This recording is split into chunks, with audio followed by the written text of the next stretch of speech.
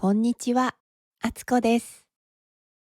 今日は千と千尋の神隠しを日本語能力検定試験 N4、N5 レベルの簡単な日本語で読んでいきます。このビデオの文章は映画のセリフをそのまま書いたものではありません。私がわかりやすい日本語で映画のあらすじを説明したものです。このビデオは3つに分かれています。1、キーワードの説明。2、物語文、あらすじ。3、映画のセリフの解説。それでは、始めましょう。CC 字幕をオンにして、お好みの言語を選択してね。キーワード、元に戻る。前と同じに戻ること。船、人や物を乗せて水の上を動く乗り物。船には漢字が2種類あります。船は人が手で動かすような小さな船。船は小さいものから大きいものまで広く使われる字です。線路、電車が走るための道。車掌、電車の中で客の切符を見たり、ドアを開けたりする人。途中、何かをしている間に。だけ、それの他に何もないという意味。一方で、他の人や別のことについて話すときに使う言葉。大損、たくさんのお金や物をなくしてしまうこと。大儲けの反対語です。操る、自分の思い通りに人や物を動かすこと。支配するに似た意味です。魔法が切れる、魔法の力がなくなることを魔法が切れると言います。仲が悪い、人と人との関係が良くないこと。手伝い、誰かの仕事を一緒にすること。埋める、物に土などを入れ見えないようにすること。髪飾り、髪につける飾りのこと。マンション、日本では大きめのアパートメントのことをマンションと言います。鱗、魚や竜の体についている小さくて硬いもの。弟子、先生のもとで何かを勉強する人。悟空は亀仙人の弟子です。ひどい目に遭う、とても辛いことや怖いことを経験すること。規則、守らなければいけない決まり。契約書、お金や仕事の大事な約束を書いた紙。音を立てる、音が立つと思うかもしれませんが、静かな場所で音を出すことを音を立てると言います。きらり光る様子を表すオノマトペ。2、物語文あらすじ。電車に乗る前に千尋は湯婆婆のところへ向かいました。部屋では顔なしが大きな声で線はどこだ、線を出せと言っています。遅いと湯婆婆は千尋に言います。お客様、線が来ましたよ。千尋は部屋に入って顔なしの前に座りました。いろいろなものを食べた顔なしはとても大きくなっています。金を出そうか。線の欲しいものを言ってごらん。千尋が来て顔なしは嬉しそうです。でも千尋は何も欲しがりません。私の欲しいものはあなたには出せない。そして顔なしに家に帰るように言います。やだ、寂しい。線欲しい。線欲しい。欲しがれ。顔なしは大きな口を開けて千尋の方に来ます。私を食べるなら、その前にこれを食べて。千尋は残っていたもう半分のお団子を顔なしの口に入れました。お団子を食べた顔なしはとても気分が悪そうです。そして、と口からさっき食べた兄役たちを出しました。怒った顔なしは千尋を追いかけてきます。こっちだよ、こっち。千尋は顔なしを呼びながら外へ外へと顔なしを連れて行きます。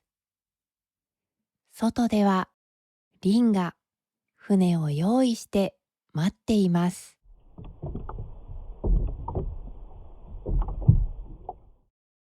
こっちだよと顔なしを呼ぶ千尋。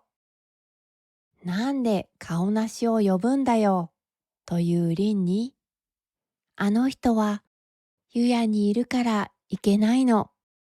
あそこを出た方がいいと千尋は答えます。食べたものを全部出して元に戻った顔なしが千尋の後ろをゆっくりついていきます。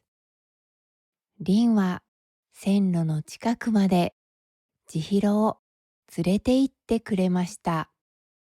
必ず戻ってくるんだよ。リンさん、ありがとう。千尋はリンにお礼を言って駅へ歩いていきます。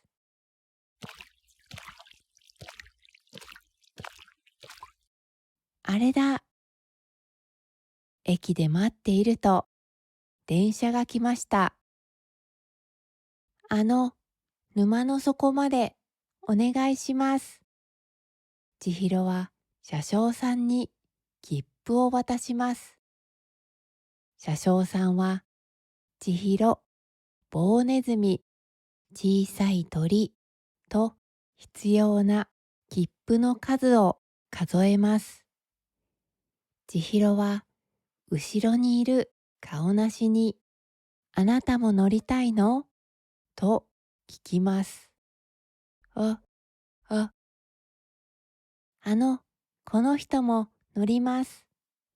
千尋は車掌さんに言いました。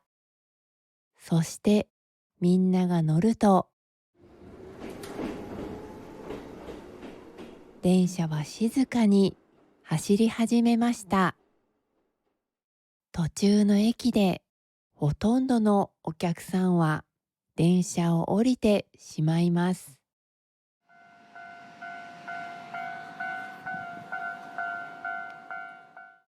そして夕方には電車の中は千尋たちだけになりました。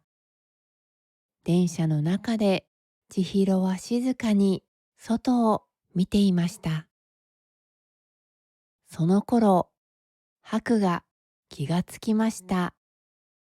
しかし何があったのかはっきり思い出せないようです。暗い中で千尋が私の名前を呼んだことは覚えています。そして気がついたらここで寝ていました。と吐く。そうか、あの子は千尋という名前なのか、とかまじいは言いました。一方で湯婆婆はとても怒っていました。千のバカ、こんなに少しの金では全然足りない。大損だ。あの子の親豚は食べるのにちょうどいい頃だから、ベーコンかハムにしてしまいなさい。そこへ白が来て静かに言いました。大切なものが変わっていることに気がつきませんか？湯婆婆は近くでお菓子を食べている坊を見ます。何かに気がついた湯婆婆が魔法をかけると、坊は大きな頭に戻り、金はただの土になりました。あたしの坊はどこだ？湯婆婆は顔を赤くして怒ります。坊は銭場のところにいます。と吐く。私が坊を銭場のところから連れて帰るので、千と千の両親を人の世界へ戻してください。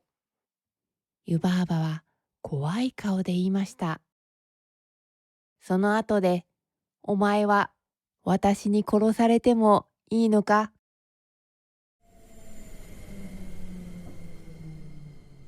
沼の底の駅に着いたとき、周りはもう暗くなっていました。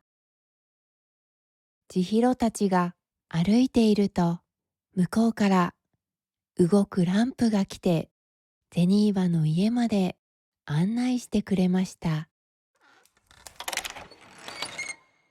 家に着くと、ドアが開いて、中から銭場の声がしました。お入り。みんなよく来たね。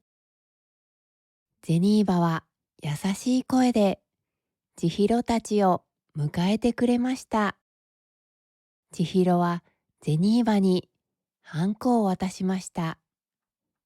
銭場さん、これ、白が盗んだハンコです。返しに来ました。ごめんなさい。お前、これを持ってて大丈夫だったかい？あれ？守りの魔法が消えているね。すみません。ハンコについていた変な虫、私、踏んじゃいました。踏んだ？ははは。その虫は妹が竜を操るために竜のお腹の中に隠した虫だよ。それを踏んだのか。ふふふふ。ゼニーバはお茶を用意してくれました。お前は顔なしだね。お前も座りな。そして棒ネズミと小さい鳥を見て言いました。魔法はもう切れているよ。元に戻りたいと思ったら戻れるよ。でも、棒ネズミと小さな鳥は元に戻りたくないようです。みんなでお茶を飲みながら、千尋は今までのことをゼニーバに話しました。ゼニーバは優しく言いました。湯婆婆と私は仲が悪くてね。魔女の双子なんて困ったものだよ。お前を助けたいけれど、私は何もできないよ。両親のことも、白のことも自分でやるしかないんだよ。白と私、ずっと前に会ったことがあるみたいなんです。千尋がそう言うと、ゼニーバは笑って言いました。一度会ったら忘れないよ。今は思い出せなくても大丈夫だよ。今夜は遅いからゆっくりしていきなさい。顔なしたちはゼニーバの手伝いをしています。でも千尋は心配な顔をして言いました。おばあちゃん、やっぱり私は帰る。白が死んじゃうかもしれない。お父さんやお母さんも食べられちゃうかもしれない。心配なの。ゼニーバはできたばかりのきれいな紐を千尋に渡しました。その紐はカオナシや棒ネズミたちがみんなで作ってくれたものです。髪飾りに使いなさい。ゼニーバは優しく千尋を見て言いました。これはお守りだよ。ありがとう。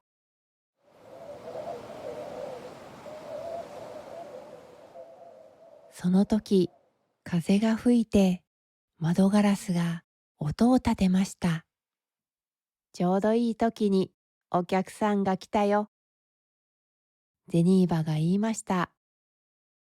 千尋がドアを開けると、そこには白い竜がいました。白です。白が千尋を迎えに来たのです。おばあちゃん、ありがとう。私、行くね。私の本当の名前は千尋って言うんです。千尋、いい名前だね。自分の名前を大事にね。ゼニーバにお別れをして、千尋たちは白の背中に乗りました。空を飛ぶ白に乗っているとき、千尋は何かを思い出します。小さな子供の靴、そして川の水の音。白、聞いて。お母さんが言ってたんだけど、私、小さい時、川に落ちたことがあるの。その川は、今は埋められてマンションになったんだ。でも、今、思い出したの。その川の名は、その川はね、琥珀川。あなたの本当の名は琥珀川。白の鱗がどんどん取れて光りながら落ちていきます。鱗が取れて白は竜から人になりました。千尋、ありがとう。私の本当の名前はにぎはやみ琥珀主だ。すごい名前、神様みたい。白は嬉しそうに言いました。私も思い出した。千尋が私の中に落ちてきた時のことを。あなたが私を浅いところまで運んでくれた。ありがとう。二人は一緒に飛んでいきます。湯屋ではみんなが千尋たちを待っていました。坊は連れてきたかい？ばあば、坊、怪我はない？ひどい目にあったね。坊、あなた、一人で立てるようになったの？白が湯婆婆に言いました。湯婆婆様、約束です。千尋と千尋の両親を人の世界に返してください。湯婆婆は笑って言いました。それは簡単にはできないよ。この世界には規則があるんだ。湯婆婆は千尋の契約書を持ちながら12匹の豚の前に立ちました。この中からお前のお父さんとお母さんを見つけなさい。チャンスは一度だけだ。見つけることができたら、お前たちは自由だよ。湯屋のみんなは心配そうに千尋を見ています。千尋はしっかりと豚たちを見て言いました。おばあちゃん、ダメ。ここにはお父さんもお母さんもいません。いない。それがお前の答えか。音を立てて千尋の契約書は消えてしまいました。みんなは大喜びです。行きなさい。お前の勝ちだ。と湯婆婆。お世話になりました。さようなら。ありがとう。千尋はお礼を言って白と一緒に帰り道を急ぎます。あ、水がない。川の水はすっかりなくなって元の草原になっていました。白は千尋に言います。私はここまでしか行けない。千尋は来た道を戻れば帰れるよ。でもトンネルを出るまで後ろを見てはいけないよ。白は白はどうするの？私は湯婆婆と話をして弟子を辞める。大丈夫だよ。本当の名前を思い出したから。私も元の世界に戻るよ。またどこかで会える？うん、きっと、きっと会えるよ。さあ、後ろを見てはいけないよ。千尋は一人で草原を降りていきます。千尋、何してるの？早く来なさい。トンネルの前にお父さんとお母さんが立っていました。お父さん、お母さん。二人はもう豚ではありません。そして何も覚えていないようです。行くよ、とお父さん。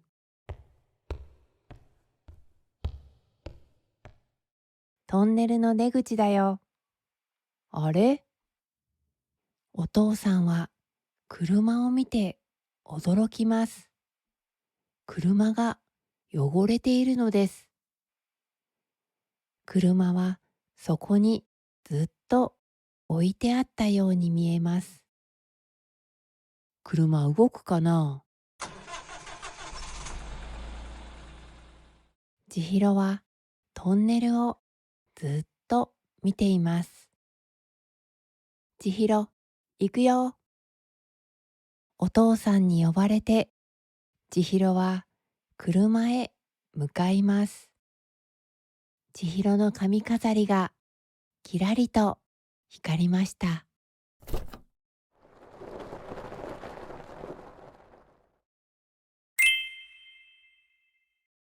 3、映画のセリフの説明。でも、今思い出したの。その川の名は、その川はね、琥珀川。あなたの本当の名は琥珀川。千尋、ありがとう。私の本当の名はにぎはやみ琥珀主だ。